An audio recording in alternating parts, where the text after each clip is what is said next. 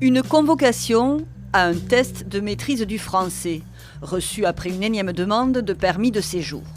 Le papier date de 2018. À l'époque, Charles-Cédric Tchimi, diplômé en sciences politiques à Yaoundé et à Lyon, vit en France depuis 4 ans.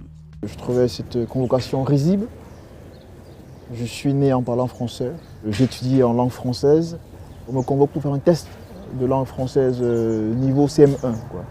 En guise de réponse, l'écrivain, qui maîtrise l'humour aussi bien que la langue de Molière, envoie au service français de l'immigration son premier roman. Les péripéties d'un étudiant camerounais, rêveur et enthousiaste, qui débarque en France pour poursuivre son cursus universitaire. Je ne peux pas parler de Paris ou de la France sans parler de mon père. Pour lui, il y a 2 personnages qui ont marqué dans ma jeunesse. Il y avait Camus, j'étais bercé avec les chansons de Brassens. Mais la bohème vire au cauchemar. Impossible, malgré ses diplômes, d'obtenir une régularisation. Charles-Cédric Tchimi passe alors du statut de major de promotion à celui de sans-papier. Parcours de vie et de survie surtout que l'auteur transforme en récit tragicomique.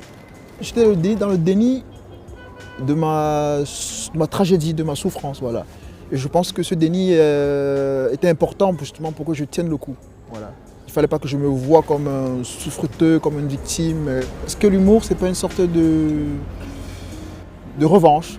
De l'humour, mais aussi de l'amour dans ce roman où l'écrivain rend hommage aux femmes et aux livres qui furent ses refuges. Il nous entraîne également au Collège de France, point de chute régulier pendant ses années d'errance. Lorsqu'en journée, je ne sais pas où aller, parce que j'étais sans domicile fixe, en journée, je venais ici. Je suivais des cours de physique nucléaire, de mathématiques, de littérature. Donc c'est un lieu qui m'a beaucoup compté pour moi.